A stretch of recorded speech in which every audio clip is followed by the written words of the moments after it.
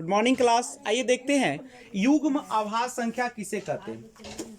ध्यान दीजिएगा, कहता है कि देखिए आभास संख्या क्या होता है आप सभी को पता चल गया कि जिसका कम से कम कितना गुणनखंड होना चाहिए, 2 गुणनखंड होना चाहिए। लेकिन युग्म युग्म का मतलब ही होता है जोड़ा, नहीं जोड़ा यानी कितनी की संख्या में रहेगा, 2 की। आभास संख्या तो रहेगी लेकिन कितने की संख्या में रहेगी, जोड़ा में रहेगी।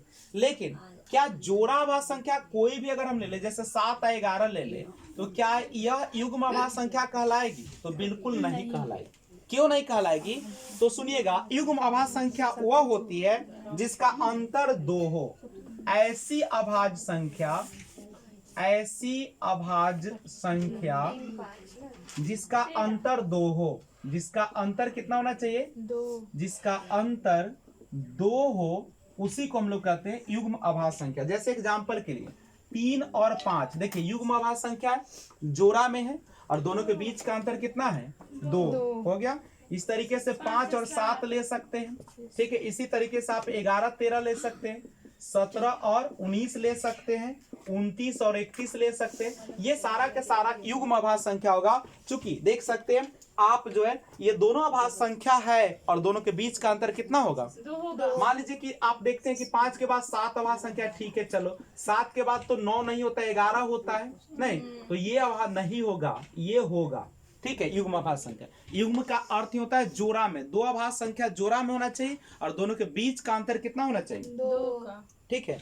अब समझिएगा, प्रत्येक युग्म आभास संख्या सह आभास संख्या हो सकती है, करेक्ट है। अब कहा कि सर सह आभास संख्या किसे कहते हैं?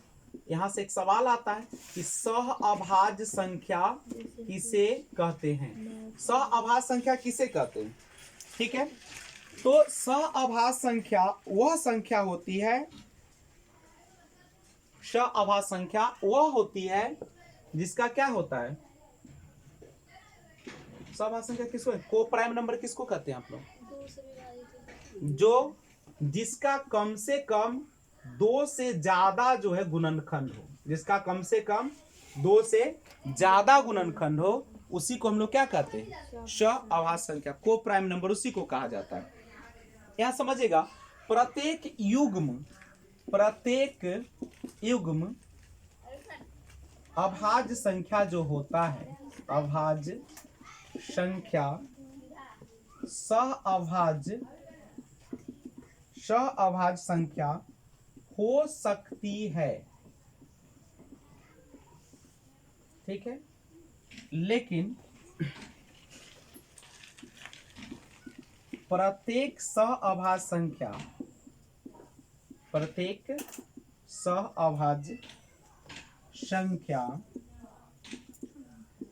युग्म अभाज्य संख्या नहीं हो सकती, नहीं हो सकती।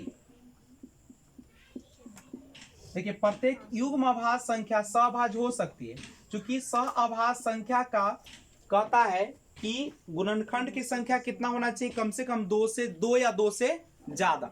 यानी अभाज्य संख्या सहअभाज्य कहलाता है, लेकिन सहअभाज्य संख्या अभाज्य संख्या नहीं कहलाता है, करेक्ट है। तो इसको भी नोट कीजिए, ध्यान दीजिएगा। सहअभाज्य संख्या क्या होता है, सहअभाज्य संख्या ना लिखिए सर, कहता है कि सहअभाज्य संख्या उससे संख्या कहते हैं जिसमें कम से कम 2 अभाज्य संख्याओं का ऐसा समूह होना चाहिए, 2 अभाज्य संख्या का ऐसा समूह जिसका मौसा जो होना चाहिए 1 होना चाहिए, उसी को हम लोग क्या कहते हैं, सहअभाज्य। इसको मत याद कीजिएगा, गुणनखंड वाला गलत है। सहअभाज्य संख्या वैसी संख्या होती है जिसका मौसा जो आना चाहिए कितना आना चाहिए, 1 आना चाहिए।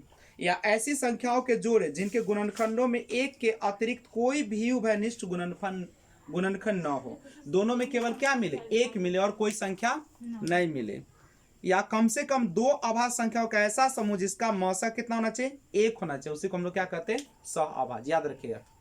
तो प्रत्येक युग्म अभाज्य संख्या सहअभाज्य होगा, लेकिन प्रत्येक सहअभाज्य संख्या युग्म अभाज्य संख्या नहीं हो सकती है।